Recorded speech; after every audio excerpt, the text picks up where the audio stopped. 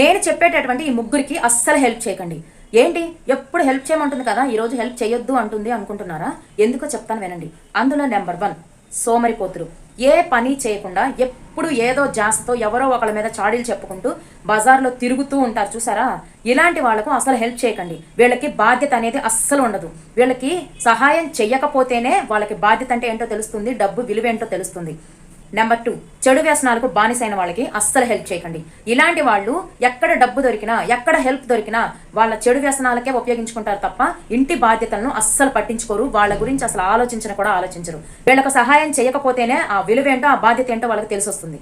Number 3 ఎవరంటే ఎప్పుడు చూసినా ఇంట్లో వాళ్ళ సంపాదన మీద లేదా బయట ఎవరో ఒకరికి ఏదో ఒక మాయ మాటలు చెప్పి తీసుకునే వాళ్ళ మీద వాళ్ళని జాగ్రత్తగా గమనించి అటువంటి వ్యక్తులు మాయలో పడకుండా మీరు అస్సలు హెల్ప్ చేయకండి. ఇలాంటి వాళ్ళ వల్ల వాళ్ళు నష్టపోతారు, ఇచ్చినందుకు మీ డబ్బు మీకు తిరిగి రాకపోగా మీరు బాధపడాల్సి వస్తుంది. ఇలాంటి వాళ్ళకు డబ్బు సాయం చెయ్యటమే మీ తప్పు అవుతుంది. చెయ్యకపోతేనే మీరు హెల్ప్ చేసిన వాళ్ళు అవుతారు. నేను చెప్పింది కరెక్ట్ అనిపిస్తే కామెంట్ సెక్షన్లో ఎస్ అని కామెంట్ చేయండి.